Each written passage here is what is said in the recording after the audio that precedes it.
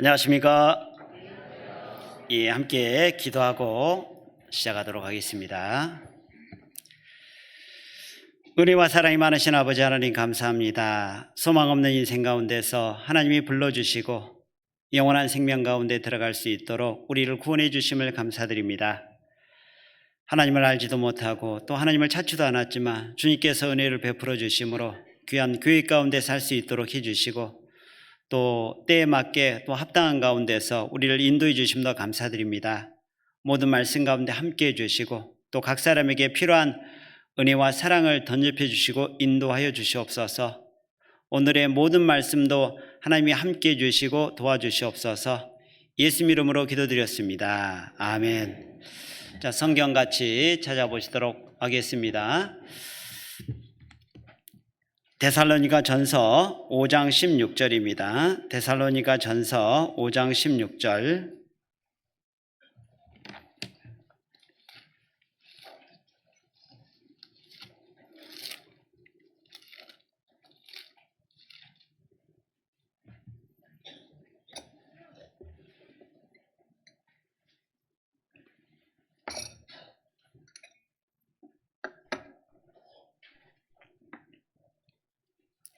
데살로니가 전서 5장 16절.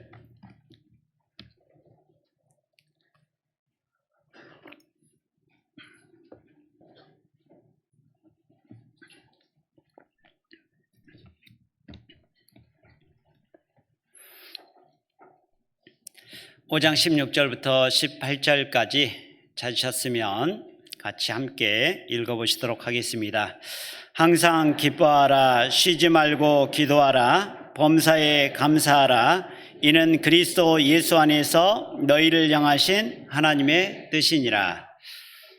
예, 거기까지만 읽겠습니다. 오늘 은혜에 대해서 같이 말씀을 통해서 상고해 보려고 합니다.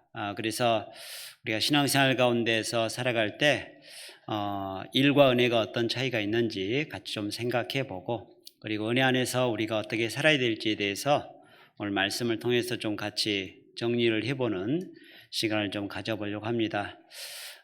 우리가 세상 가운데 살아갈 때 많은 일들을 겪고 살아갑니다. 구원받고도 여러 가지 일들을 우리가 만나게 되는데 항상 동일한 마음으로 신앙생활 가운데 살아가지는 못하는 것 같습니다. 또 신앙생활 가운데 살다 보면 지치고 고단할 때도 분명히 있습니다. 그래서 우리가 신앙생활 가운데서 흔들릴 때도 있고, 또 내가 무엇을 위해서 살아가고 있는지 잘 모르는, 방향을 잃어버릴 때도 분명히 있다라고 생각이 됩니다.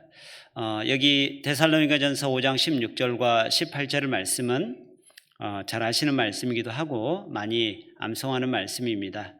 굉장히 어려운 말씀이죠. 여기 보시면 16절에 기뻐하는 것이야 우리가 할 수 있겠지만 항상 기뻐하라 라고 말씀하셨고, 18절에는 감사하는데 어떻게 감사합니까? 범사에 감사하라 라고 말씀을 하셨습니다. 이 범사라는 것은 모든 일 가운데 감사하는 것인데 우리가 이 세상 가운데 있을 때 그렇게 하는 것은 쉽지는 않죠. 17절에 기도하는데 쉬지 말고 기도하라 라고 말씀하셨습니다. 자, 이 모든 것은 하나님이 우리에게 주신 명령이고 뜻이라고 말씀하셨죠. 이것은 하나님이 하라는 말씀이죠. 기뻐하라, 감사하라, 기도하라 라고 말씀하셨습니다. 우리가 어떤 신앙생활 가운데 살아갈 때 우리는 이제 환경 가운데서 주시면 감사, 안 주시면 원망도 나오고 불평이 생길 때가 있는데요. 여기에 나와 있는 말씀 가운데 가보면 기뻐하는데 항상 감사하는데 범사에 감사하라라고 말씀하셨습니다. 우리가 세상 가운데 살아갈 때 신앙생활 가운데 살아가는 마음의 자세가 어떤 것인지를 좀 같이 좀 생각을 좀 해보려고 합니다. 우리가 힘들고 어려운 것도 있지만 구원받는 그리스도인은 무엇으로 살아야 될지, 또 어떤 가운데서 살아야 될지를 우리가 좀 곰곰이 좀 생각을 해볼 필요가 있죠. 자, 전도서를 한번 봐보겠습니다. 전도서 1장 7절입니다.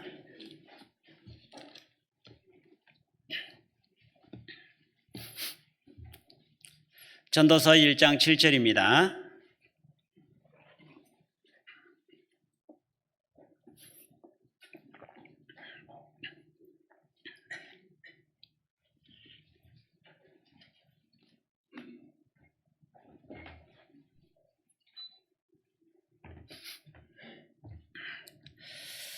1장 7절과 8절을 여기도 같이 함께 읽어보시도록 하겠습니다. 모든 강물은 바다로 흐르되 바다가 채워지지 못하며 어느 곳으로 흐르든지 그리로 연하여 흐르느니라. 만물의 피곤함을 사람이 말로 다 알 수 없나니 눈은 보아도 족함이 없고 귀는 들어도 차지 아니하는도다. 여기 8절에 나와 있는 말씀처럼 만물의 피곤함이 있다라고 말씀을 하셨습니다. 강물이 바다로 연하여 흐르지만 바다가 채워지지 않는다라고 말씀하셨죠. 전도서 1장 1절과 2절은 솔로몬이 말씀을 하고 있는 가운데서 헛되다는 것을 먼저 가지고 출발하고 있습니다. 그 모든 것이 헛된 것은 채워지지 않는데 채워보려고 하는 것이 헛되다라고 말씀을 하셨죠. 사람의 마음속에는 바다와 같은 넓고 넓은 마음이 있습니다. 그리고 모든 사람들은 그것을 채워보려고 노력을 합니다. 근데 구원받는 그리스도인은 반드시 생각해야 될 것이 결코 어떤 사람도 모든 걸 가지고 만족하고 채울 수는 없다라는 거죠. 채워지지 않는데 채우려고 하는 것이 모순된 것이고 그 가운데서 사람은 만물의 피곤함이 있다라고 말씀을 하고 있습니다. 여기 8절에 보면 만물의 피곤함을 사람이 말로 다 알 수 없나니 눈은 보아도 족함이 없고 귀는 들어도 차지 않는다라고 말씀을 하셨죠. 우리가 신앙생활 가운데 살아갈 때도 마찬가지입니다. 하나님이 세상 사람에게도 모든 것을 다 주시지 않지만 구원받는 그리스도인에게도 하나님이 모든 것을 다 주시지는 않는다는 거죠. 그 가운데서 우리가 기억해야 될 것은 부족함이 있고 또 모든 것을 다 누리고 가질 수는 없다라는 거죠. 여기 뒤에 가서 보시면 15절에 구부러진 것을 곧게 할 수 없고 이지러진 것을 셀 수 없도다라고 말씀했습니다. 이 굽은 것은 아시죠? 굽어 있는 거죠. 그리고 이지러진 것은 뭐냐면 이가 빠진 겁니다. 10개가 있어야 되는데 한두 개가 없는 것을 이지러진 것이라고 말할 수 있습니다.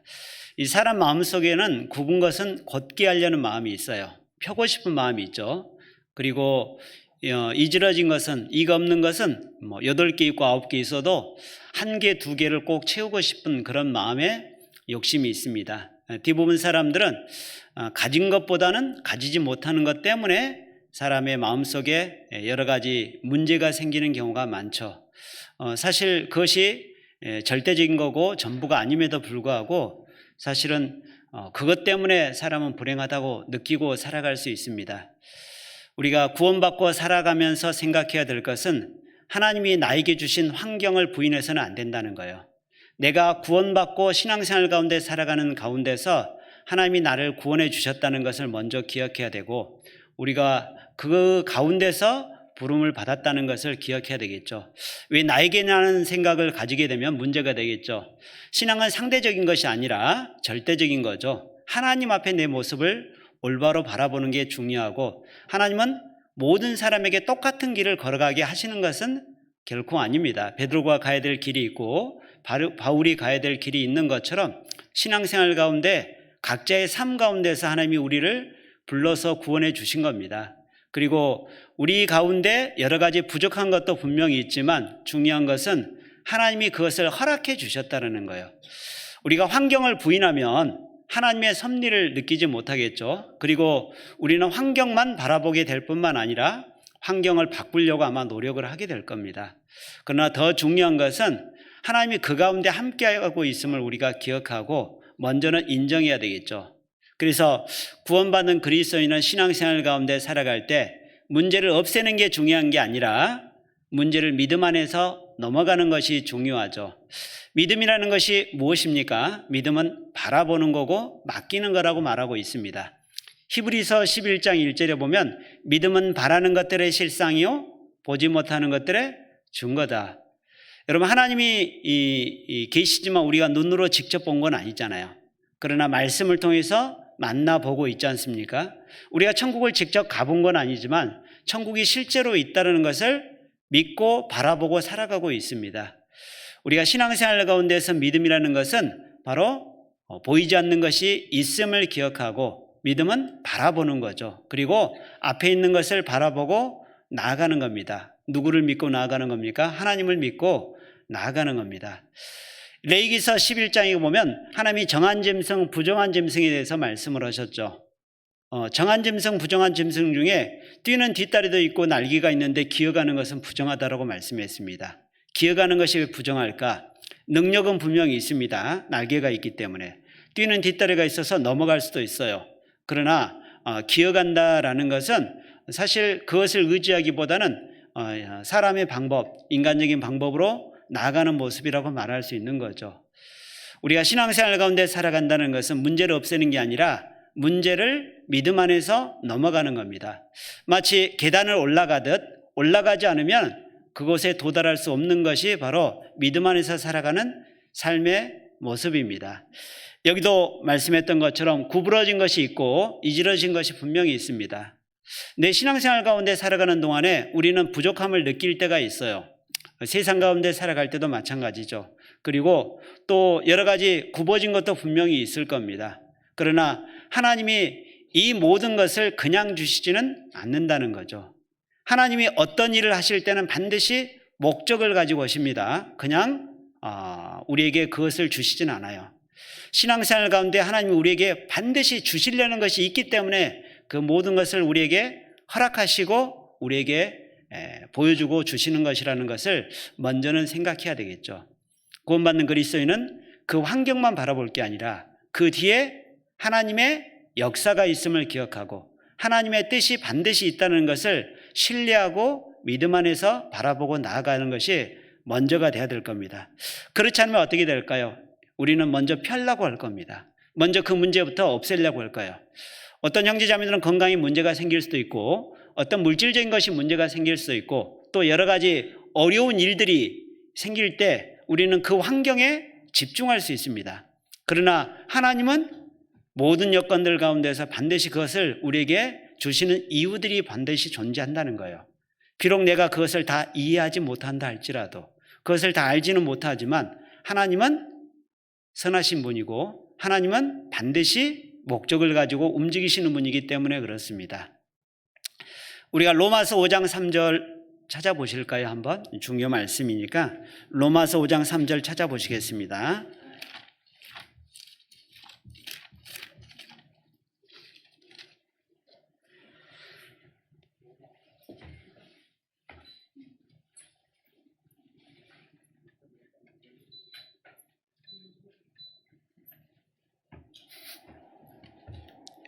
로마서 5장 3절입니다.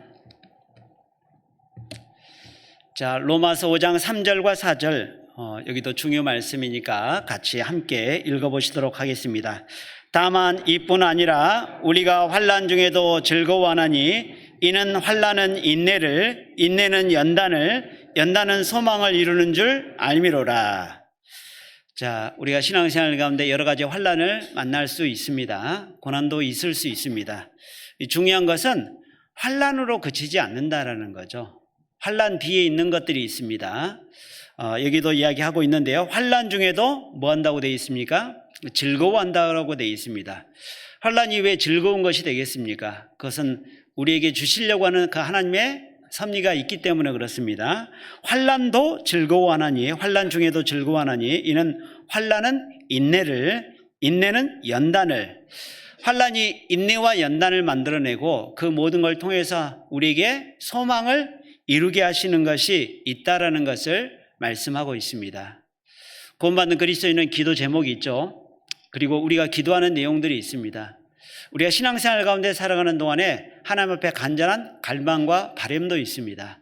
그 모든 것이 기도로 끝나는 것이 아니라 하나님의 믿음 안에서 우리를 불러주시는 섭리 가운데 나아가는 것도 반드시 있어야 되겠죠. 하나님이 아브라함에게 독자 이삭을 주셨습니다. 독자 이삭이 너무 귀한 자식이잖아요. 그럼에도 불구하고 하나님이 독자 이삭을 바치라고 명령하셨잖아요. 물론 아브라함은 즉시로 순종했습니다. 만약 아브라함이 독자 이삭을 바치지 않았다면 하나님의 뜻을 잘 몰랐을 겁니다. 그리고 하나님의 섭리 안에서 하나님이 준비한 제물도 만나지 못했을 거예요. 왜냐하면 그 제물은 바로 모리아산 위에 있었거든요. 그리고 아브라함은 독자 이삭을 바치기 위해서 모리아산에 올라갔을 때 바로 모리아산 위에 있었던 하나님이 준비한 제물을 만날 수 있었던 거죠. 신앙생활 가운데 살아간다는 것도 마찬가지입니다. 우리가 가보지 않으면, 거기를 통과하지 않으면 하나님의 뜻이 무엇인지 전혀 알 수 없기 때문에 하나님이 그 길을 가게 하시고 또 부르시는 것도 반드시 있습니다. 그래서 우리가 신앙생활 가운데 먼저 좀 알아야 될 것이, 모든 것이 다 가져야 만족되고 기쁜 것이 아니라는 거죠. 세상 사람들도 마찬가지임에도 불구하고 그것을 채워보려고 하기 때문에 만물의 피곤함이 반드시 존재하는 겁니다. 우리가 신앙생활 가운데 살아간다라는 것은 내가 뭘 잘해서가 아니라 하나님을 믿고 하나님의 섭리 안에서 바라보고 나아가는 것이 먼저가 돼야 되겠죠. 그리고 여기도 이야기했던 것처럼 하나님 비록 그 길이 어렵고 힘든 환난의 길이라 할지라도 그 환난이 인내와 연단을 통해서 하나님이 우리에게 주시길 원하는 소망을 이루게 하는 것들이 있다라는 것을 우리가 기억한다라면 우리가 그것을 기꺼이 바라보고 나아갈 수 있게 되는 겁니다. 그렇겠죠? 그 가운데서 우리는 뭘 해야 될까? 사실은 그것이 있음을 기억하고 또 그것이 있음을 오히려 감사할 필요가 있다는 거죠. 신앙생활 가운데서 하나님이 우리에게 주시는 그 소망을 이루는 것들이 결코 작은 것이 아니고 너무나도 값지고 귀한 거잖아요. 우리는 그걸 바라본다라면 주님 안에서 내가 살아갈 때 힘을 얻고 살아가는 것이 먼저가 돼야 되겠습니다. 그래서 구원받는 그리스도인은 그런 모든 일들이 단지 우연히 나에게 주어지는 불행한 어떤 일들이 아니라 하나님 안에서 나에게 주시는 하나님의 섭리 안에서 주시는 역사의 시작이라는 것을 기억하고 하나님을 신뢰하고 믿음 안에서 바라보고 나아가는 것을 먼저 해야 되겠죠. 그리고 믿음 안에서 살아갈 때 우리는 거기에 낭망치 않고 지치지 않도록 우리가 믿음 안에서 힘을 얻는 것이 필요합니다.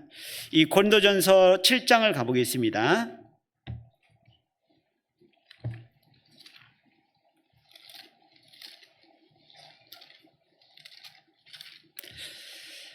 고린도전서 7장 22절입니다.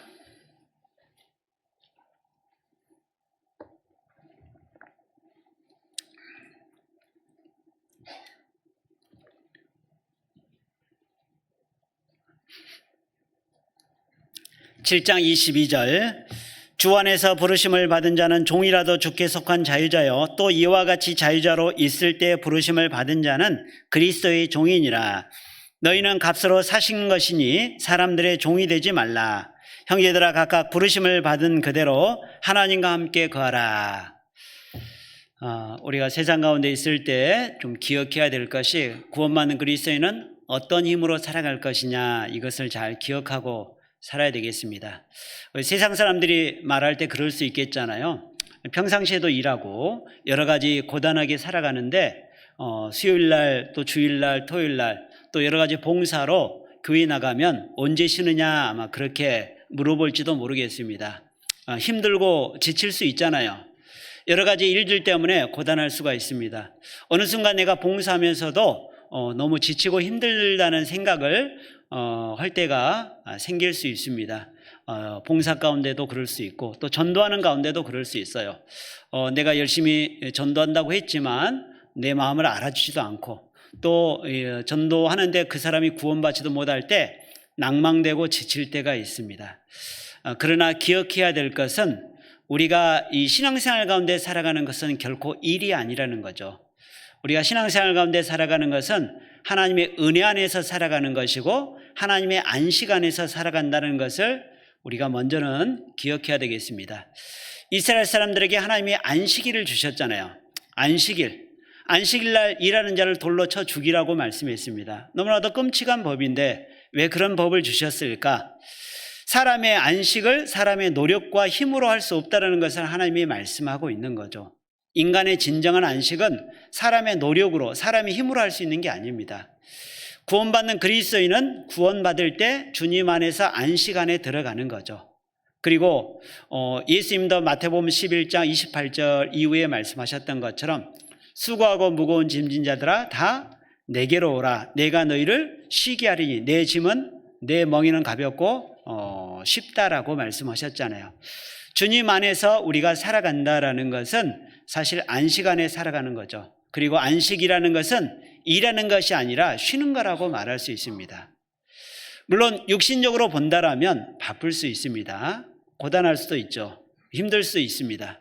그러나 잠언에도 이야기했던 것처럼 아무리 자기 집에 이 떡이 가득하고 육선이 가득하고 고기가 가득한다 할지라도 다투는 집에 있으면 마음의 평강은 없을 거예요. 광야 온막에서 혼자 사는 것이 낫다라고 말씀하셨습니다. 우리 마음속이 전쟁터라면 그것은 진정한 육신적인 쉬는 거라고 말할 수는 없을 겁니다. 구원받는 그리스도인은 마음의 평강을 잘 유지하고 살아가는 것이 안식 가운데서 누릴 수 있는 행복이라고 말할 수 있는 거죠. 그리고 안식이라는 것은 바로 일하지 않고 쉬는 것이라는 것을 우리가 생각해 본다면 신앙생활 가운데 살아가는 것은 주님께 맡기고 살아가는 삶의 모습이라고 말할 수 있습니다. 내 신앙생활의 모습은 어떤 모습일까? 우리가 한번 좀 생각을 해봅시다. 여기 고린도전서 7장에는 종에 대해서 말씀을 하고 있습니다. 종. 우리가 신앙생활을 일로 하는 것이 아니라 은혜 안에서 안식 가운데서 하는 것이라는 것을 같이 좀 생각을 해볼 건데, 종은 자기의 의지와 자기의 생각으로 움직이는 사람이 아닙니다. 그렇겠죠? 주인의 뜻과 주인의 의지에 의해서 움직이는 사람이잖아요. 여기 22절에 보면 주 안에서 부르심을 받은 자는 종이라도 주께 속한 자유자라고 말씀했습니다. 성경의 일과 또 종은 같은 개념으로 좀 생각을 해볼 수 있는데, 이 종이라는 것은 억지로 매여 있는 사람이 바로 종이잖아요. 여러분, 세상 가운데 살아가는 사람도 마찬가지입니다. 일하는 것이 사실 좋은 건 아니잖아요. 일하는 것은 피곤하고 또 분주한 가운데서 바쁘고 고단하게 되어 있습니다. 그래서 육신적인 그런 쉼을 얻고자 하는 마음이 반드시 도리하게 만들어주죠. 자, 종도 마찬가지인데 그리스도 안에서 있는 사람은 주께 속한 자유자라고 말씀했습니다. 내가 이 세상 가운데 살아갈 때 사실은 내가 이 종의 모습이 아니라 주님 안에서 살아가는 자유자로서 내가 살아간다라면 사실 이건 신앙생활 가운데서 내가 억지로 하는 게 아니라 주님 안에서 내가 이 살아가는 가운데서 하는 모든 것에 마음의 자운함이 있어야 되겠죠. 마태복음 21장을 가보겠습니다. 마태복음 21장. 일에 대한 모습을 좀 구체적으로 좀 생각을 해볼 건데요. 21장 2절 보시겠습니다.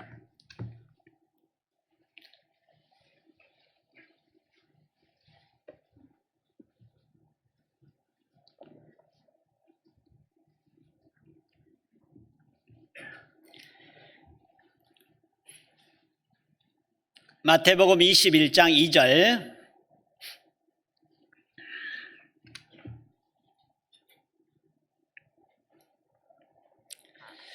이르시되 너희 맞은편 마을로 가라. 곧 매인 나귀와 나귀 새끼가 함께 있는 것을 보리니 풀어 내게로 끌고 오너라. 만일 누가 무슨 말을 하거든 주가 쓰시겠다 하라. 그리하면 즉시 보내리라 하시니 이는 선자로 하신 말씀을 이루려 하심이라. 일렀을 때 시온 딸에게 이르기를 네 왕이 내게 임하나니 그는 겸손하여 나귀 곧 멍에 매는 짐승의 새끼를 타도다 하라 하였느니라. 예수님이 예루살렘 성에 들어가실 때 나귀 새끼를 타셨습니다. 자, 이 성경의 나귀는 부정한 짐승입니다. 그래서 첫 새끼가 태어나면 목을 꺾든지 아니면 다른 짐승으로 제사를 대신 지내야 됩니다. 지금도 중동에는 짐을 나누는데 나귀가 유용하게 쓰여지고 있는 것 같습니다. 이 나귀는 부정하기 때문에요, 예루살렘 성에도 들어갈 수가 없습니다.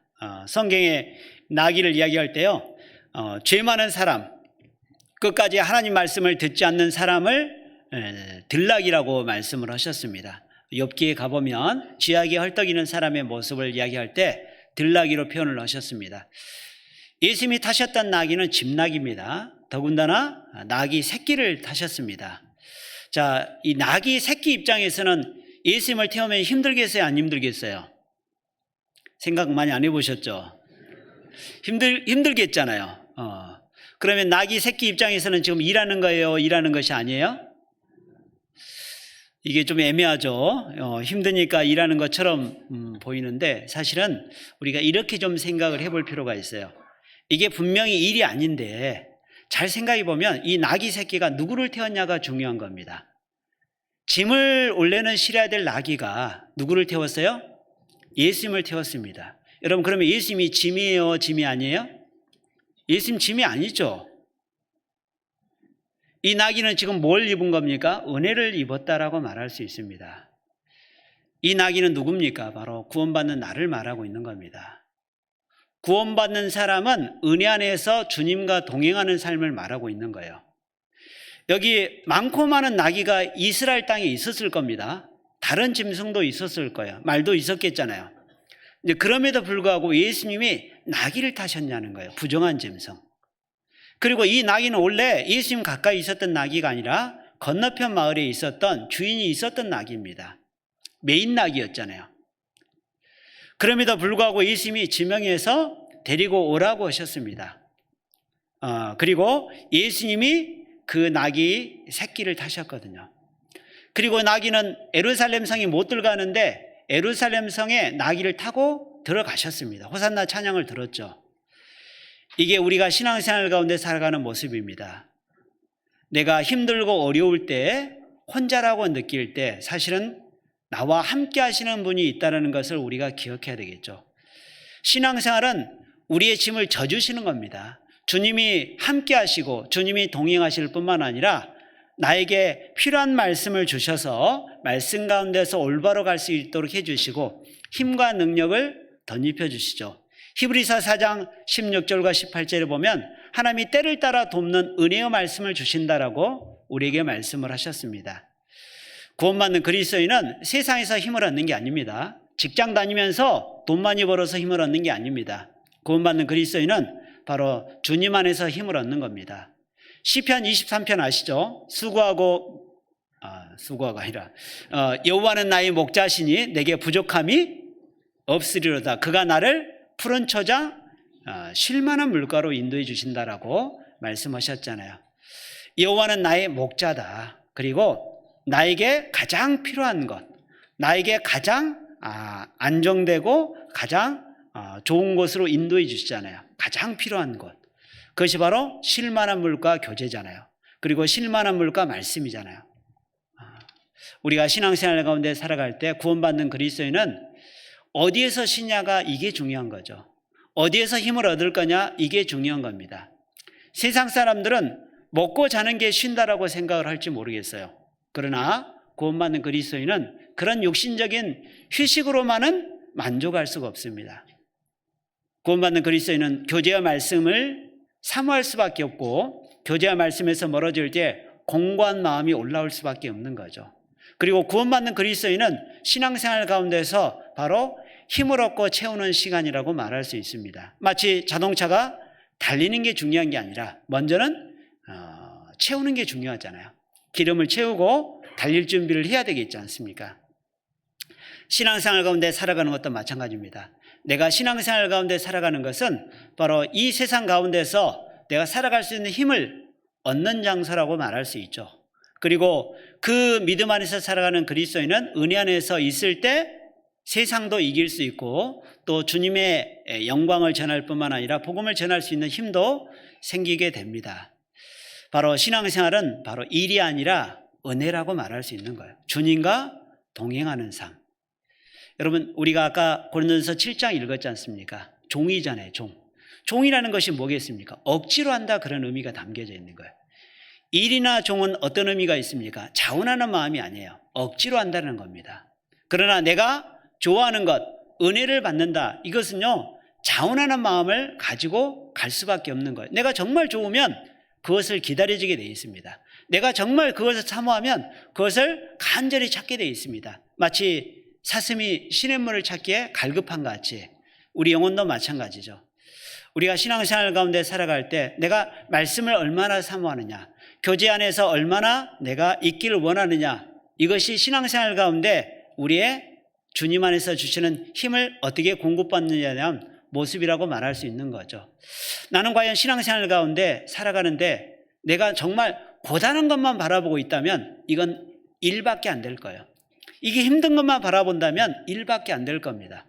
그러나 그 뒤에 하나님의 섭리가 있고 그리고 하나님의 은혜가 있음을 기억할 때 이게 은혜구나, 이것을 우리는 돌아보고 생각하게 될 거예요. 여러분, 말씀을 듣는 게 번거로운 게 아닙니다. 내가 교제 안에 있는 게 번거로운 게 아니에요. 구원받는 그리스도인은 바로 마음이 좋아져야 이 모든 것을 다 감당할 수 있는 힘이 생기잖아요. 마치 밥을 먹어야 힘이 올라오고 힘을 얻어야 모든 것을 할 수 있는 것과 같은 이치라고 말할 수 있는 거죠. 여러분, 여기도 마찬가지잖아요. 주님이 어디까지 동행해 주셨습니까? 예루살렘 성까지 나귀를 타고 들어갔잖아요. 주님은 나와 함께 하시는 분이고 영원한 천국까지 동행하시는 분이라고 말할 수 있는 거죠. 내가 주님을 바라보지 못하고 주님이 잘 안 보일 수도 있지만 주님은 그 자리 그곳에 나와 함께 하시는 분이라고 말할 수 있잖아요. 하나님은 숨어 계시는 하나님이라고 되어 있습니다. 그 믿음으로 바라보지 않으면 하나님을 온전히 바라볼 수 없기 때문에 그래요. 믿음 안에서 우리가 주님을 바라보는 게 중요하죠. 그리고 주님 안에서 내가 막히지 못하면 내 인간적인 방법을 가지고 여러 가지를 생각할 수 있게 됩니다. 시편에 보면 이 하나님의 말씀을 할 때 주의 말씀은 내 발의 등이요 내 길의 빛이자라고 말씀했잖아요. 주님의 말씀은 내 발의 등이다, 내 길의 빛이다. 그리고 하나님의 말씀이 이제 송이꿀처럼 달고 힘을 주신다는 그런 말씀들이 많은데 구원받는 그리스도인은 말씀 가운데 있을 때 힘을 얻게 됩니다. 누가복음 10장을 보겠습니다. 누가복음 10장 38절.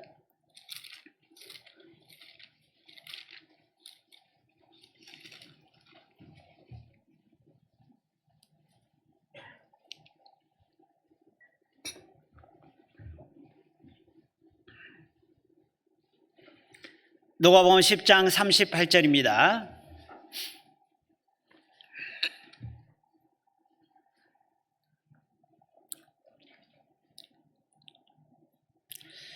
저희가 길 갈 때 예수께서 한 촌에 들어가심에 마르다라 이름하는 한 여자가 자기 집으로 영접하더라. 그에게 마리아라는 동생이 있어 주의 발 아래 앉아 그의 말씀을 듣더니 마르다는 준비하는 일이 많아 마음이 분주한지라. 예수께 나아가 가로되 주여 내 동생이 나 혼자 일하게 두는 것을 생각지 아니하시나이까 저를 명하사 나를 도와주라 하소서. 주께서 대답하여 가라사대 마르다야 마르다야 내가 많은 일로 염려하고 근심하나 그러나 몇 가지만 하든지 혹 한 가지만이라도 족하니라. 마리아는 이 좋은 편을 택하였으니 빼앗기지 아니하리라 하시니라. 마리아와 마르다의 모습을 말씀하고 있습니다. 여기 예수님이 한촌에 가실 때 마르다와 마리아의 집에 들어가셨습니다. 예수님이 그냥 아무 의미 없이 가시다가 들으시는 게 아닙니다. 예수님은 마리아와 마르다의 집에 가신 거예요. 그리고 방문하신 겁니다. 자, 그 집에 왔을 때 마르다는 언니로서 아마 대접하려는 좋은 마음을 가지고 있었을 거예요. 요리를 아마 마르다가 잘 했던 것 같습니다. 그래서 이 마르다는요, 예수님 오시자마자 음식 준비를 열심히 했습니다. 이게 좋은 마음입니까? 나쁜 마음입니까? 좋은 마음입니다. 잘한 거예요. 잘못한 게 아닙니다. 자, 그런데 좋은 마음으로 출발했는데 문제는 나중에 좋은 마음을 유지하지 못했다는 게 문제가 되는 거예요. 예수님이 집에 오셔서 음식 준비를 했습니다. 물론 예수님만 온 게 아니라 제자들도 왔었을 것이고 여러 사람들이 더 왔을지 모르겠습니다. 여러 사람이 있었기 때문에 대접하는 양이 많았고 아마 일하는 양이 많았던 것 같습니다. 그래서 이 40절에 보면 마르다는 준비하는 일이 많아 마음이 분주했다라고 되어 있습니다. 그리고 41절에 보면 내가 많은 일로 염려하고 근심했다라고 되어 있습니다. 이게 이제 좋은 마음으로 출발했는데 일이 너무 많아지기 때문에 어떻게 됐습니까? 많은 일로 염려하고 근심했고 마음이 분주해졌다는 거예요. 마음에 문제가 생긴 거죠. 자, 이러면 이게 이제 처음에 마음들은 다 사라져 버리고 이제 원망과 불평으로 나아가는 그런 모습으로 가잖아요. 그래서 예수님께 따집니다. 예수님, 내가 이렇게 분주하게 바쁘게 준비하는데 이 내 동생이 나 혼자 일하게 두는 것을 내버려 두시겠습니까? 동생을 좀 보내서 말씀 듣고 있는 동생 좀 보내서 빼가지고 나 좀 도와주게 그렇게 해주십시오 라고 이야기한 거예요. 자, 근데 예수님 뭐라고 했습니까? 예수님이 그래 너 힘들었구나 그렇게 이야기를 해준 게 아니라 마르다에게 교훈을 하나 주시죠. 42절에 보면 그러나 몇 가지만 하든지 몇 가지요? 혹 한 가지라고 되어 있습니다. 신앙생활 가운데서 우리가 다 잘할 수는 없습니다. 모든 것을 완벽하게 할 수는 없어요. 완벽하게 하는 사람도 없겠지만, 그러나 중요한 것 한 가지를 우리가 먼저 생각할 줄 아는 마음은 가져야 되겠습니다. 신앙생활은 일을 잘하는 게 중요한 게 아니에요. 능력이 많은 게 중요한 게 아닙니다. 교회 안에서 일 잘하고 능력 잘해서 능력이 많아서 우리가 신앙생활을 잘 유지하는 게 아닙니다. 여러분, 경험이라는 것은 능력을 키울 수도 있고, 경험이라는 것은 많은 일들을 해봄으로 말미암아 실수를 줄일 수도 있을 거예요. 그러나 신앙생활 가운데 그런 살아가는 모습이 경험으로만 한다면 우리는 항상 모든 것들 가운데 믿음을 생각지 않을 거예요. 기도하는 모습도 없어질 겁니다. 경험이 많아지면 그러겠죠. 내 능력이 많아지면 점점 기도는 줄어들 수밖에 없잖아요. 내가 모든 것을 할 수 있기 때문에. 주님 먼저 말씀하셨죠. 우리가 일하는 것보다 먼저는 쉬는 게 중요하다. 먼저는 채우는 게 중요하다라고 말씀한 겁니다. 예수님이 이 집에 식사하러 가셨다면 예수님은 마르다와 마리아에게 식사 준비를 잘 해가지고 가져와 봐라 아마 그랬을지도 모르겠어요. 마르다가 준비할 때 예수님이 기다려줬을 겁니다. 그러나 예수님은 이 집에 온 목적이 식사하러 온 게 아니라 말씀을 전하러 왔죠. 그리고 예수님이 말씀하실 때 마르다와 마리아는 손을 놓고 말씀 앞에 나오는 것이 먼저가 돼야 되겠죠.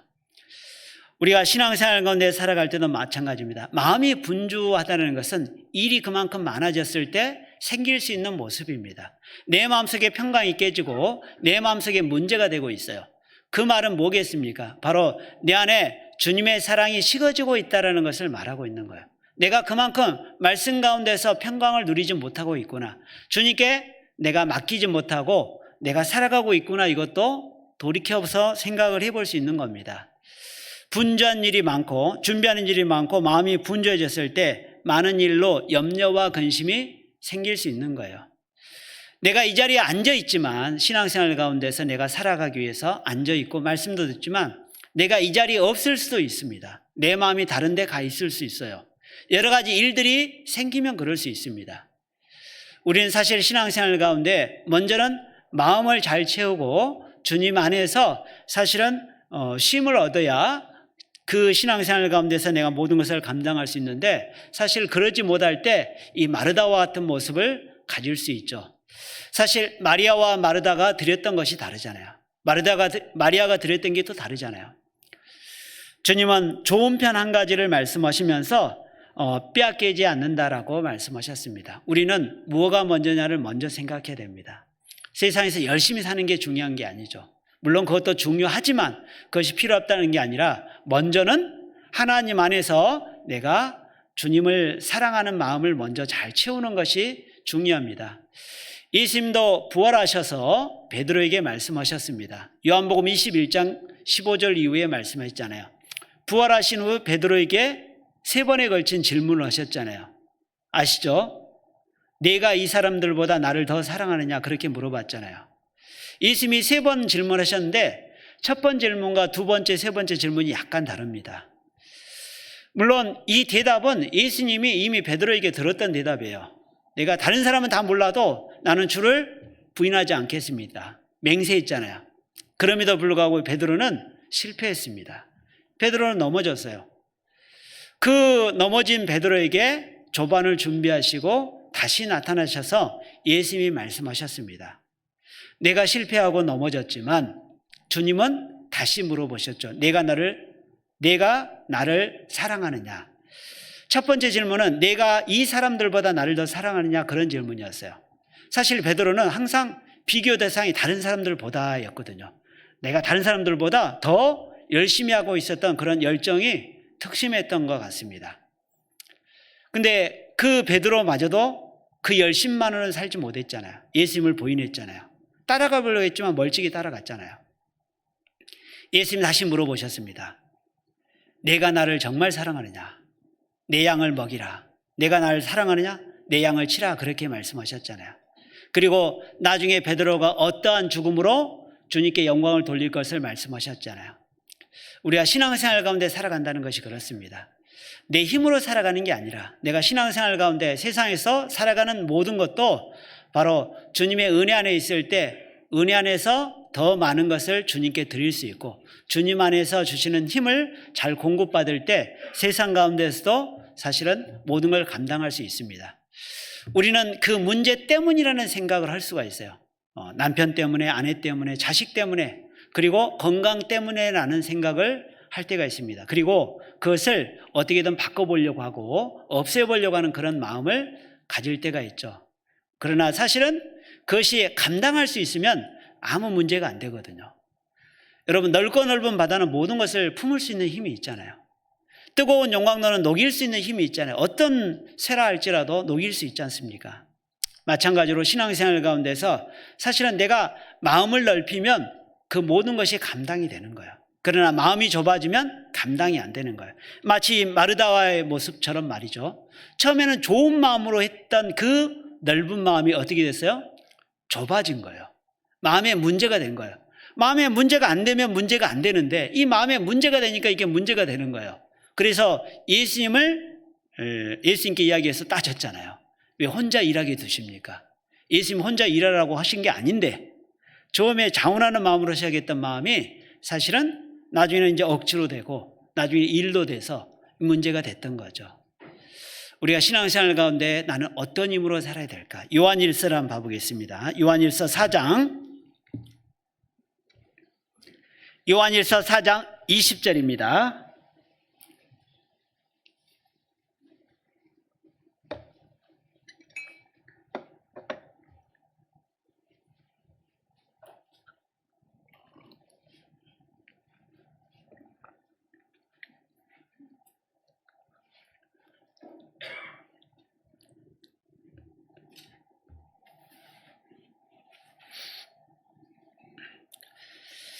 누구든지 하나님을 사랑하노라 하고 그 형제를 미워하면 이는 거짓말하는 자니 보는 바 그 형제를 사랑치 아니하는 자가 보지 못하는 바 하나님을 사랑할 수 없느니라. 우리가 이 계명을 주께 받았느니 하나님을 사랑하는 자는 또한 그 형제를 뭐라고 되어 있습니까? 사랑할지니라. 사랑하는 것이 어려워요? 쉬워요? 많이 어렵죠.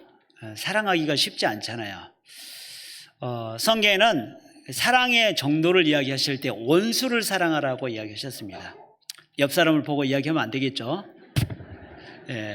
원수를 사랑하라.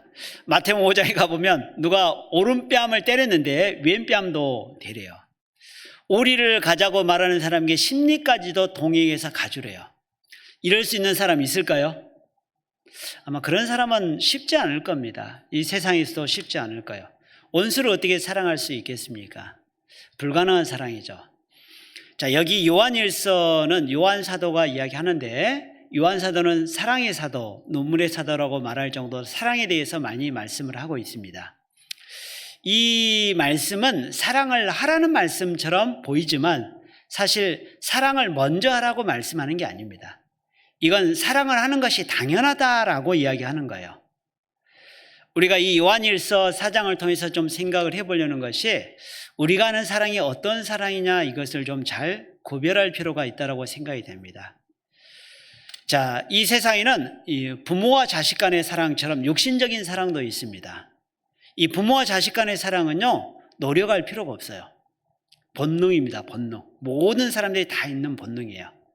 그리고 이것은 내 안에 원래 채워져 있어요. 다 있죠? 자식을 사랑하는 마음은 모든 사람 안에 다 들어져 있는 자연스러운 마음입니다. 본능적인 마음이잖아요. 자, 이런 모든 사람 마음속에 있는 이 사랑 말고 여기에 기록된 사랑은 육신적인 사랑을 말하는 게 아닙니다. 그리스도의 사랑이에요. 육신적인 사랑과는 대별되는 사랑입니다. 어떤 사랑입니까? 이 사랑은요, 내 안에 없는 사랑이에요. 구원을 받을 때 우리 안에 들어온 사랑입니다. 이 사랑은 육신적인 사랑과는 다르게 육신적인 사랑은 베푸는 사랑이거든요. 우리 안에 있었던 사랑이니까 그 사랑을 나누는 사랑입니다. 근데 이 사랑은, 그리스도의 사랑은 베푸는 사랑이 아니라 채우는 사랑입니다. 우리 안에 없었기 때문에 이게 채워져야 나오는 사랑이에요. 마치 물컵에 물이 담겨져 있어야 나오는 것처럼 구원받는 그리스도인은 주님의 사랑이 채워져 있으면 그 채워진 사랑이 나오는 것이 당연하다, 이걸 이야기하고 있는 겁니다. 여기 다시 한번 읽어보시면 19절에 우리가 사랑하면 그가 먼저 우리를 사랑하셨습니다. 하나님이 우리를 먼저 사랑하시고 주님이 먼저 사랑해 주셨기 때문에 우리가 사랑할 수 있는 힘이 있다, 이걸 이야기하고 있는 거예요.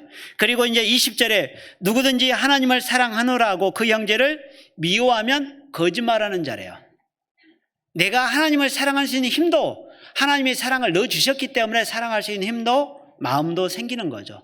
그리고 그 사랑이 채워져 있을 때 그 사랑을 나누고 그 사랑으로 원수를 사랑할 수 있고, 누가 뺨을 때렸는데 다른 뺨까지 댈 수 있는 그런 마음까지도 가질 수 있는 것이 바로 그리스도의 사랑이라고 말할 수 있습니다. 어떤 교회 모임에 나갔는데 그 모임에 자매님이, 조모임이라고 자매님들만 모이는 모임이 있어요. 조모임, 낮에 모이는 모임. 약간 연세가 드신 자매님이셨는데 조모임 전체에서 저에게 질문을 하시더라고요. 같이 사는 형제가 있대요. 형제가 누구신지 아시죠? 남편을 이야기하는 겁니다, 지금. 같이 사는 형제가 있는데 이쁜 구석이 한 군데도 없답니다. 그래서 어떻게 했으면 좋겠냐고 저한테 물어보시는데, 그건 가정 상담을 해야 될 내용이잖아요. 이건 개인 상담을 해야 될 내용인데 저에게 공개적으로 아마 하소연을 하신 것 같아요. 내가 힘들다, 이걸 아마 그렇게 말씀하셨던 것 같아요. 굉장히 당황스러웠습니다. 그래서 뭐라고 대답을 해드릴까 고민을 했는데 사랑하지 마시라고 대답해 드렸습니다. 사랑하지 마시라고, 사랑 받으시라고. 우리가 누구에게 사랑을 받아야 될까요? 남편에게, 아내에게, 자식에게, 아니면 뭐 형제자매에게. 물론 그 사랑이 필요 없는 건 아닙니다. 물론 그 사랑도 중요하고 물론 사람에게 힘을 줄 수 있지만 그 사랑이라는 것은 반드시 한계가 있는 거죠. 마치 베드로가 예수님을 사랑하고 내가 끝까지 따르겠다라고 베드로가 맹세했지만 그 사랑도 한계가 있었잖아요. 결국은 넘어졌지 않습니까? 구원받는 그리스도인은 바로 물론 남편에게 사랑받고 아내에게 사랑받으면 좋죠. 그러나 그 사랑과 비교할 수 없는 사랑이 바로 그리스도의 사랑이죠. 변함없는 주님의 사랑. 그 주님의 사랑은 여전히 나를 사랑하시고 변하지 않지 않습니까? 세상 끝날까지 나와 함께 하시는 그 주님의 사랑이잖아요. 주님은 나를 버리지 않습니다. 하나님의 그 속성 자체가 변함없는 분이잖아요. 회전하는 그림자가 없잖아요. 회전하는 그림자, 우리는 사람이 회전하면 모양이 바뀌지 않습니까? 그림자도 바뀌잖아요. 근데 하나님은 변하지 않으셔요. 비록 내가 어떤 환경 가운데 놓였다 할지라도 하나님은 여전히 나를 사랑하시는 변함없는 분이잖아요. 내가 주님을 온전히 바라보지 못할 수 있더라도 주님은 나를 끝까지 사랑하십니다. 우리는 그 주님의 사랑 안에 있을 때 시편 133편에 나와 있는 것처럼 젖된 아이가 어미 품에 있음 같이 내 영혼이 평안함을 누릴 수 있게 되고 안락함을 누릴 수 있게 되는 거죠. 우리는 그 안에 있을 때 그 사랑으로 살아갈 수 있는 힘을 얻게 되는 거예요. 여기도 보면 21절에 우리가 이 계명을 주께 받았나니 하나님을 사랑하는 자는 또한 그 형제를 사랑할 수 있는 힘, 이 힘이 어디서 나오냐는 거예요.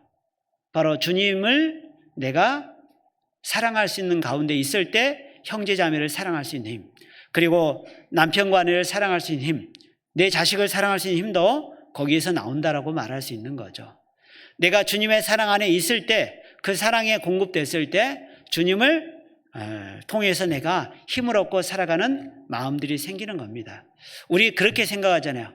저 사람 때문에, 아니면 뭐 저 일 때문에 라는 생각을 하지만 사실은 우리는 마음을 넓히는 훈련을 해야 되겠죠.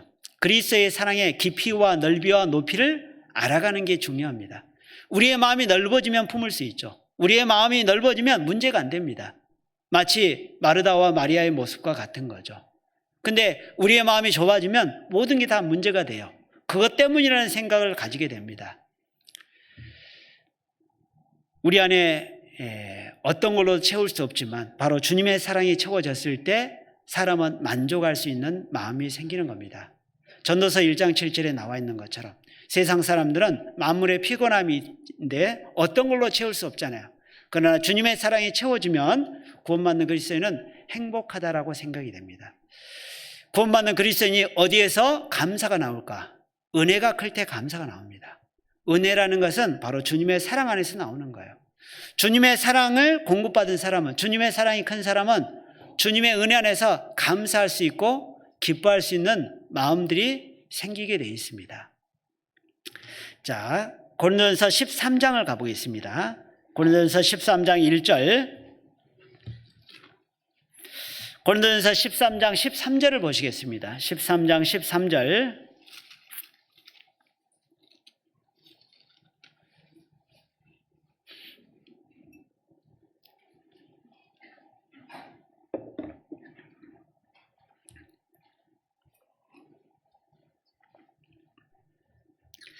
그런즉 믿음, 소망, 사랑 이 세 가지는 항상 있을 것인데 그 중에 제일은 사랑이라. 고린도서 13장은 사랑에 대해서 이야기를 하고 있습니다. 사실 이 사랑이 쉬운 사랑은 아니죠. 불가능한 사랑입니다. 이 고린도서 13장은 우리의 마음을 말하는 게 아니라 주님의 마음을 말하고 있고 주님의 인격을 말하고 있습니다. 주님의 마음이 우리 마음이 아닙니다. 우리가 할 수 있는 게 아니에요. 자, 근데 주님은 이렇게 우리에게 말씀을 하고 있습니다. 구원받는 그리스도인에게 중요한 것 세 가지가 있다라고 이야기하신 거예요. 그 세 가지가 믿음, 소망, 사랑, 이 세 가지는 항상 행할 것인데 라고 말하지 않았습니다. 믿음, 소망, 사랑 이 세 가지는 항상 뭡니까? 있을 것인데 라고 이야기하고 있습니다. 사실 이것은요, 우리 안에 채워져 있어야 될 걸 말하고 있는 거예요. 항상 우리가 채워져 있어야 될 것이, 물론 믿음, 소망도 중요하지만 사랑을 항상 채우는 훈련을 해야 된다라고 이야기하신 거예요. 항상 사랑 안에서 우리가 담겨져 있을 때 그 사랑으로 모든 걸 감당할 수 있게 만들어주는 겁니다. 우리는 할 수 없지만 주님의 사랑이 채워져 있으면 감당할 수 있고 할 수 있게 만들어주셔요. 구원받는 그리스도는 변화되게 돼 있습니다. 여기 우리의 열심이나 우리의 마음만 가지고 한다라면 그것은 단기적으로는 돼요. 잠깐은 할 수 있어요. 그러나 반드시 문제가 찾아옵니다. 어려운 일을 닥쳤을 때 결정적인 순간에 문제가 되죠. 우리가 주님의 사랑 없이도 할 수 있는 것이 너무 많다는 거 아세요? 봉사도, 또 여러 가지 전도도, 또 여러 가지 희생하는 것도, 구제하는 것도, 사람을 도와주는 것도 마찬가지로 하나님의 사랑이 식어진 상태로도 얼마든지 할 수 있다라고 되어 있습니다. 그러나 그것이 나중에 문제가 돼요. 13장 1절에 보면 내가 사람의 방언과 천사의 말을 할지라도 사랑이 없으면 소리나는 구리와 울리는 꽹과리가 되고 내가 예언하는 능이 있어 모든 비밀과 모든 지식을 알고 또 산을 옮길 만한 모든 믿음이 있을지라도 사랑이 없으면 내가 아무것도 아니요 내가 내게 있는 모든 것으로 구제하고 또 내 몸을 불사르게 내어줄지라도 사랑이 없으면 내게 아무 유익이 없느니라. 놀랍지 않습니까? 사랑 없이도 할 수 있는 것이 너무 많잖아요. 방언도 하고 천사의 말도 하고, 천사의 말도 합니다. 그리고 그 뒤에 가보면 예언도 하고 여러 모든 비밀을 말하고 또 지식을 알고 산을 옮길 만한 믿음이 있다 할지라도, 그리고 3절에 보면 구제하고 내 몸을 불사른 데 내어준다라고 되어 있습니다. 엄청난 희생이고 엄청난 일을 하는 거잖아요. 근데 사랑이 없으면 아무 유익이 안 된다라고 되어 있습니다. 이게 나중에 단기적으로는 할 수 있을지 몰라도 나중에는 문제가 돼요.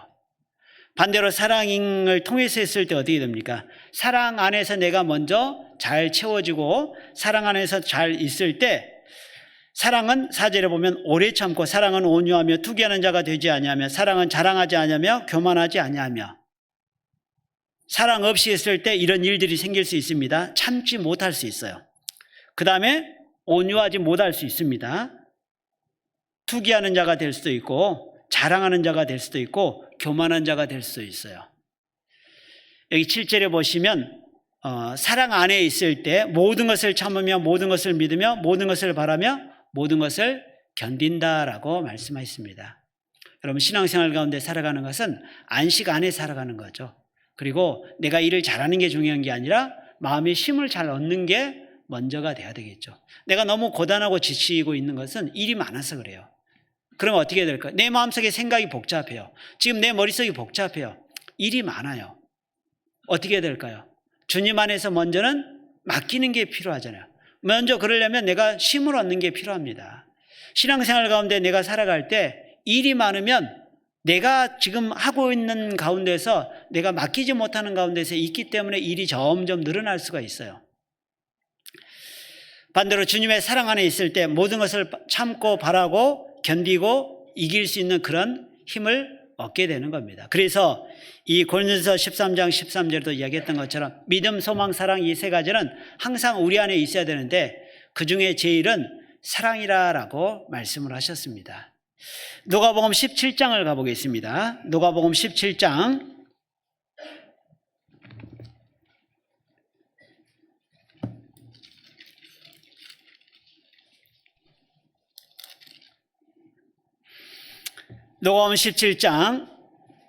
7절입니다. 17장 7절.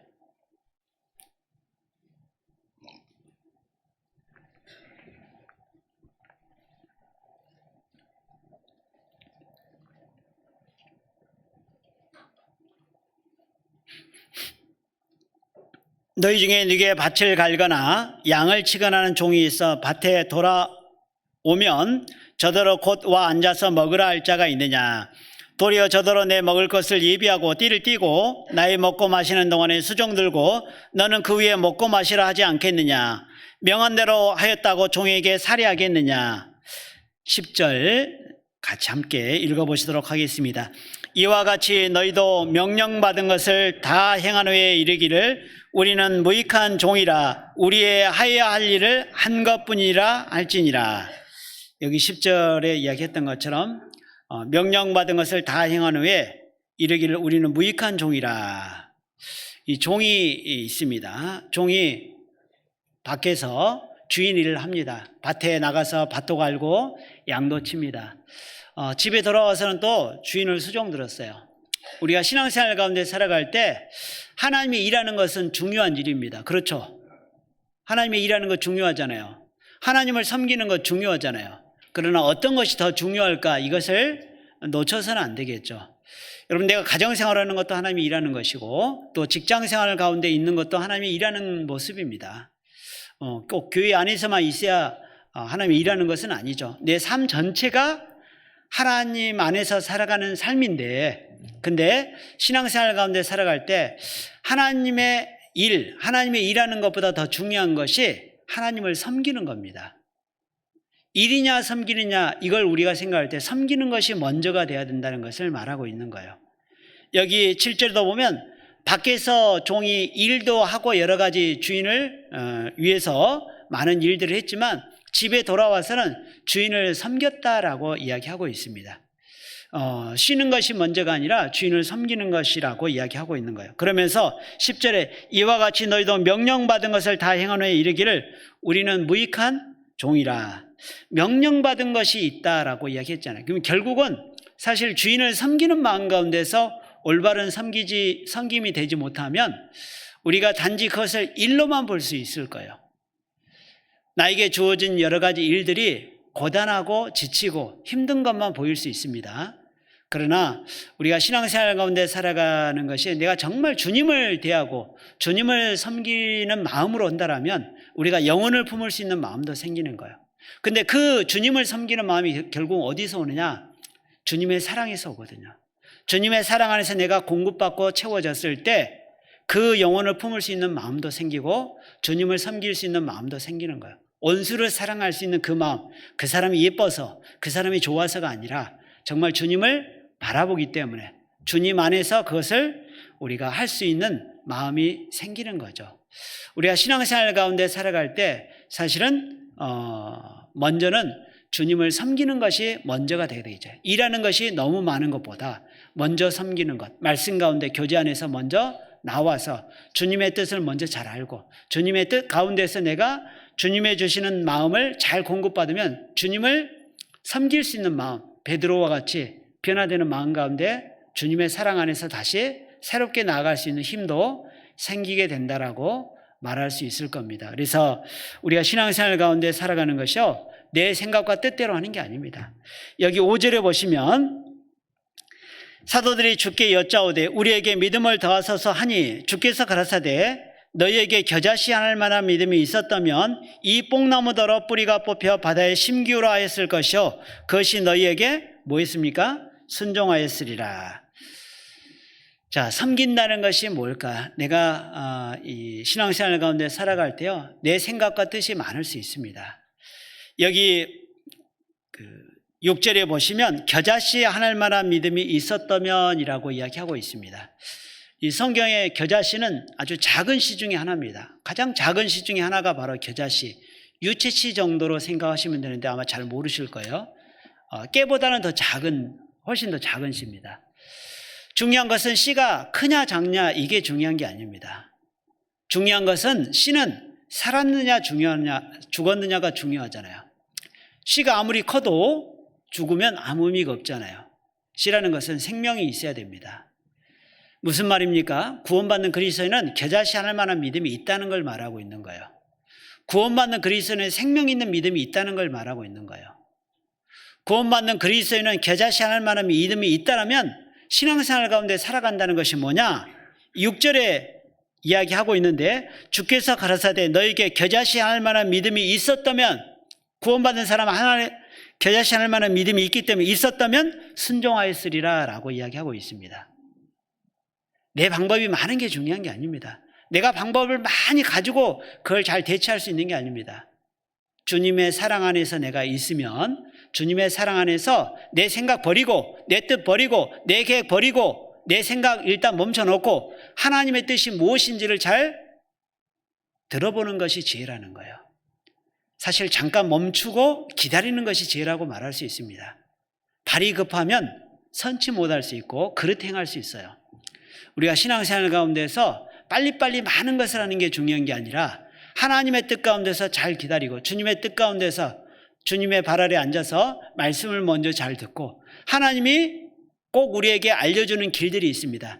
하나님의 말씀은 내 발의 등이라고 돼 있잖아요. 발의 등 아세요? 발등만 비추는 등이에요. 멀리 보이겠어요? 안 보이겠어요? 안 보이겠잖아요. 말씀이 그렇습니다. 모든 것이 다 알려주진 않지만 말씀 가운데 있으면 올바른 길을 알 수 있도록 알려주시는 등과 같은 역할을 해주셔요. 믿음 안에서 살아갈 때. 여러분, 신앙생활의 출발은 어디서부터 출발됩니까? 순종으로부터 출발됩니다. 내 생각 버리는 거예요. 여러분, 신앙생활 가운데 살아가는 것이 이성과 상식으로 돼서는 안 됩니다. 상식적으로 생각하시면 안 돼요. 믿음은 상식을 넘는 겁니다. 상식 가지고 우리가 신앙생활 가운데 하다 보면 당연이라는 생각을 하게 될 거예요. 마땅이라는 생각을 하게 될 겁니다. 그러나 믿음이라는 것은 바라보는 거잖아요. 하나님이 해주신 것을 바라보는 거잖아요. 여기도 보면 뽕나무가 뽑혀서 바다에 심길 수 있습니까? 불가능하잖아요. 상식적으로는 이해가 안 되잖아요. 그러나 그것이 순종한다고 되어 있습니다.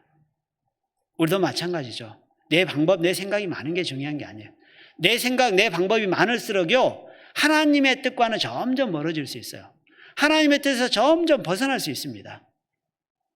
여러분, 경험이요, 오히려 신앙생활 가운데 오히려 걸림이 될 수 있다는 걸 아셔야 돼요. 많은 경험이 우리가 익숙함을 만들어주면서 하나님을 온전히 바라보지 못할 수 있습니다. 여러분, 신앙생활은 경험만 가지고 하는 게 아닙니다. 말씀 안에서 믿음으로 가는 거예요. 가끔 하다 보면 당연한 것 때문에 넘어질 수 있어요. 민수기에 나와 있는 민수기 14장에 10명의 정탐꾼, 지극히 상식적인 생각을 한 거죠. 믿음으로 바라보지 못하고. 그랬을 때 그들이 하나님의 뜻을 생각지 않은 거죠. 하나님의 약속을 잊어버린 거죠. 하나님이 약속을 해주셨음에도 불구하고 그들이 그것을 생각지 않고 잊어버린 겁니다. 마태복음 17장을 가보겠습니다.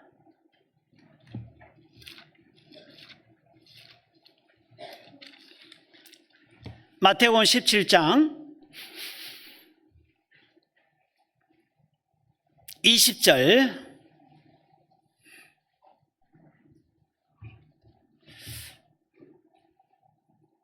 아까 좀 전에 말씀 안 드렸는데 누가복음 17장 5절에 가보면 순종하였을 것이다 라는 것을 이야기하시면서 제자들이 하는 말씀이 있습니다. 우리의 믿음을 더하소서라는 그런 내용이 나와요. 믿음을 더해서 순종하는 게 아니라 순종을 해야 믿음이 역사가 나타나는 겁니다. 믿음의 역사들이. 믿음을 키워서 순종하는 게 아니에요. 순종을 해야 하나님 안에서 역사들이 나타나는 겁니다. 자, 여기 20절에 보시면 20절 여기도 같이 함께 읽어보실까요? 가라사대 너희 믿음이 적은 영혼이라 진실로 너희에게 이르노니 너희가 만일 믿음이 한 겨자씨만큼만 있으면 이 산을 명하여 여기서 저기로 옮기라 하여도 옮길 것이요 또 너희가 못할 것이 없으리라. 자, 여기도 겨자씨 하나일 만한 믿음이 나오죠. 이 겨자씨 하나일 만한 믿음은 생명 얻는 믿음, 구원받은 사람의 믿음이라고 말할 수 있습니다. 구원받은 사람은 겨자씨 할 만한 믿음이 있어요. 그러면 산도 옮긴다라고 돼 있죠. 산이 무엇일까요?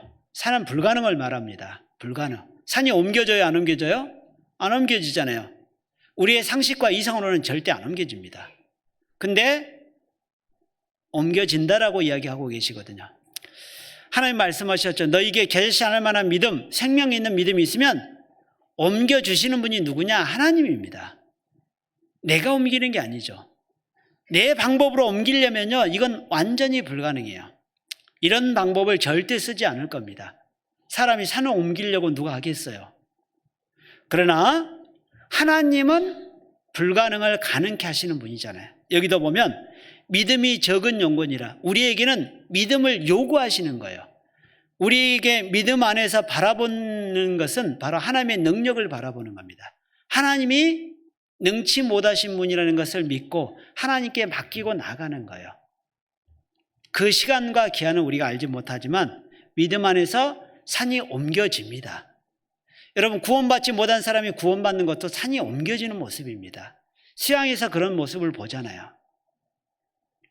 이 19장으로 가보겠습니다. 19장 24절.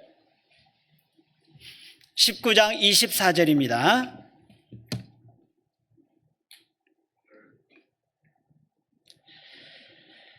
다시 너희에게 말하노니 약대가 바늘기로 들어가는 것이 부자가 하나님의 나라에 들어가는 것보다 뭐라고요? 쉬우니라 하시니라. 약대는 아시죠? 낙타를 말하는 겁니다. 낙타가 바늘기로 들어갈 수 있어요, 없어요? 없어요. 불가능이잖아요. 이성적이나 상식적으로 봤을 때 불가능입니다. 근데 이 말씀은 낙타가 바늘기로 들어간다는 말씀이거든요. 다시 한번 제가 읽어드리겠습니다. 다시 너희에게 말하노니 약대가 바늘기로 들어가는 것이 쉬우니라 그렇게 이야기했잖아요. 여러분, 내 능력은 불가능해요. 내 능력은 안 됩니다. 그게 안 되는 거예요. 근데 하나님은 쉽다라고 이야기하시는 거예요. 쉽다.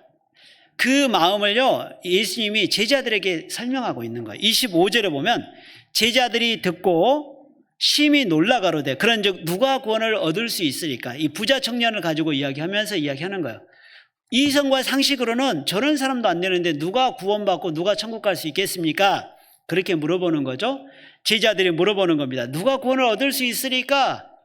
놀랍게도 예수님이요, 그렇게 말씀하시죠. 26절에 보면 예수께서 저희를 보시며 가라사대 사람으로는 할 수 없을 때 하나님으로서는 어떻게 할 수 있어요? 다 할 수 있느니라. 26절의 중요 단어가 다입니다. 다. 자, 그러면 25절의 중요 단어는 뭘까요?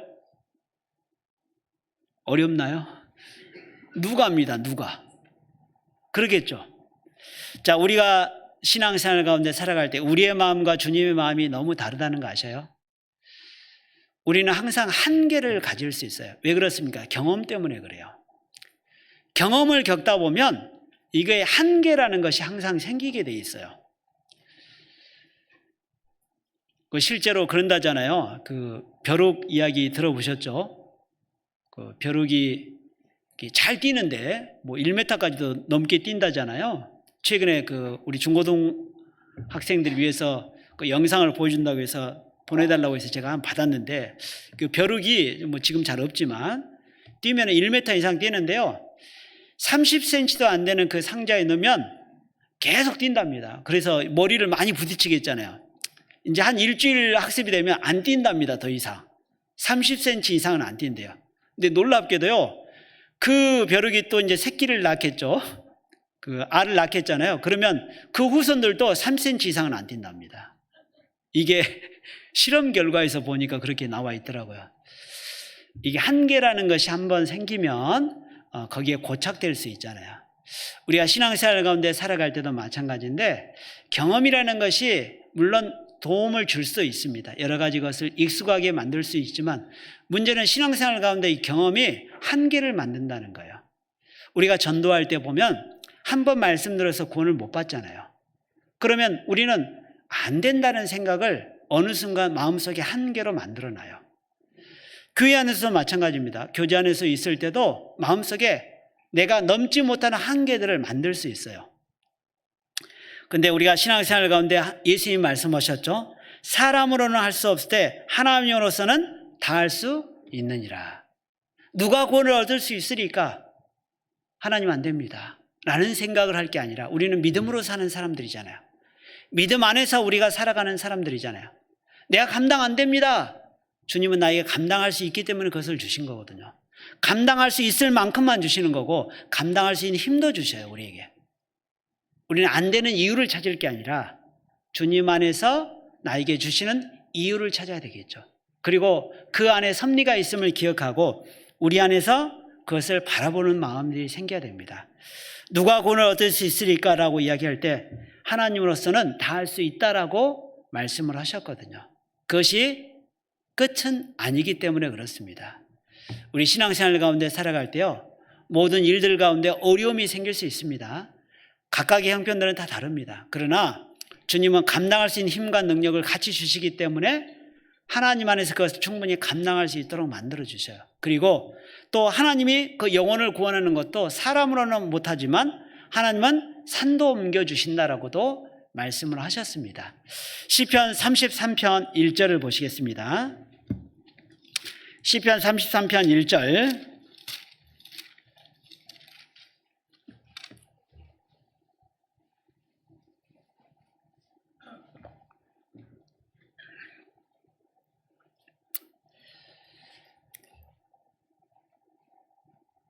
너희 의인들아 여호와를 즐거워하라. 찬송은 정직한 자의 마땅히 할 바로라. 수금으로 여호와께 감사하고 열줄 비파로 찬송할지어다. 새 노래로 그를 노래하며 즐거운 소리로 공교히 연주할지어다. 33장 1절에 보면 여호와를 즐거워하고 찬송하라. 찬송은 정직한 자의 마땅히 할 바로라 라고 말씀하셨잖아요. 찬송 많이 하세요? 여기에 나와 있는 찬송은 입으로 부르는 찬송을 말하는 건 아닙니다. 구원받는 그리스도인이 부르는 새 찬송을 말하고 있어요. 새 찬송. 33편 3절에 보면 새 노래로 그를 노래하라고 되어 있잖아요. 새 노래. 새 노래가 뭘까? 우리가 신앙생활 가운데 삶을 통해서 여호와를 찬양하는 그 새 노래를 말하는 겁니다.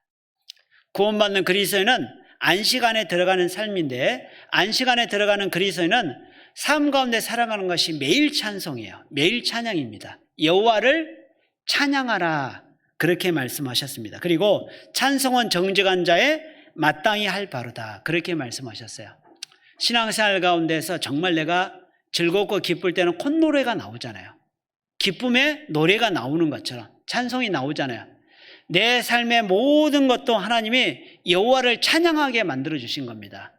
그것이 고난이라 할지라도, 그것이 어려운 일이라 할지라도, 그것이 여러 가지 시련과 고통이 있다 할지라도 하나님은 나를 구원하신 목적이 여호와를 찬양하게 만든 거예요. 내가 악기라고 생각해 보세요. 하나님을 찬양하는 악기, 하나님을 찬송을 드리게 만드는 악기라고 생각을 해보면 하나님을 찬양하기 위해서 내가 지음받은 존재입니다. 그래서 구원받은 그리스도인은 삶 안에서 여호와를 찬양하게 되어 있습니다. 여기에 두 악기가 나옵니다. 2절에 보시면 수금과 비파가 나와요. 수금은 쉽게 생각하면 하프 정도로 생각하시면 되겠습니다. 줄로 만들어진 현악기예요. 비파는 기타 정도 생각하시면 되겠습니다. 기타보다는 좀 작은 악기입니다.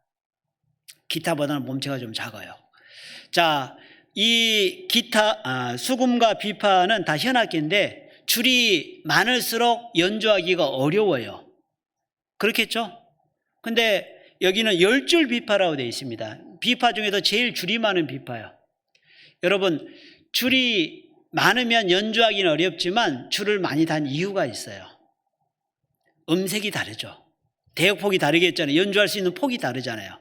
3줄짜리나 5줄짜리보다 훨씬 더 많은 음색을 낼 수 있잖아요. 구원받는 그리스도인의 삶 가운데서 바로 이 비파와 같이 열줄 비파와 같이, 최고로 줄이 많은 비파와 같이 여호와를 찬양할 수 있는 힘이 어디서 나올까? 고난 가운데서 그것을 통과하고 나서 하나님이 마치 이 열줄 비파처럼 여호와를 찬양하게 만들어주는 거죠. 놀라운 것은 시편의 절반을 솔로몬이 기록한 게 아니라 다윗이 기록했다는 걸 우리가 기억할 필요가 있습니다. 다윗은 누구보다도 여러 어려움과 고난과 모함을 많이 겪었던 사람입니다. 그 가운데 있으면서도 여호와를 찬양했잖아요. 여러분, 신앙생활은 맛보아 알라라고 되어 있습니다. 마치 수박을 먹어봐야 그 맛을 아는 것처럼 신앙생활은 하나님이 주시는 말씀을 의지하고 경험해보고 넘어가야 알 수 있는 것이지 피해가면 절대 그걸 알 수가 없는 겁니다.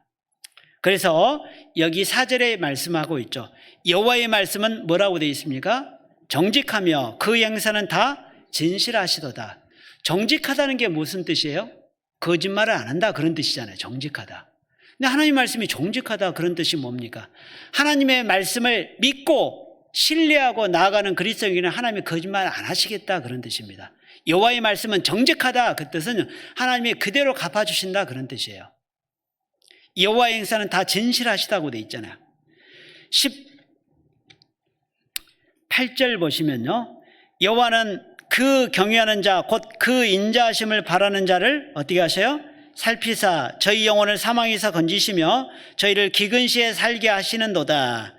우리 영혼이 여호와를 바라며 저는 우리의 도움과 방패시로다. 하나님은 그 경외하는 자를 보신다라고 되어 있습니다. 하나님 나를 보셔요. 하나님 내 삶 가운데 함께 해주셔요. 초등부 찬양하세에 가보면 발자국이라는 찬양이 있습니다. 나중에 한번 들어보세요. 굉장히 은혜가 되는 찬양입니다. 불러드릴 수는 없지만 하여튼 은혜가 되는 찬양인데 어떤 내용이냐면 내가 힘들고 지칠 때 주님 어디 계셨습니까? 그때 주님이 그러시는 거예요. 내가 너를 안고 걸었다. 내가 너를 업고 걸었다. 내가 너와 함께 했다. 그런 내용인데요. 굉장히 은혜가 되는 찬양입니다. 우리 신앙생활 가운데 주님이 안 보일 수는 있지만 주님이 안 계시는 건 아니에요. 하나님이 안 계시는 게 아니라 하나님이 나와 함께 하시는 겁니다. 그래서 나에게 신기하게 말씀을 들을 때 필요한 말씀들을 주셔요.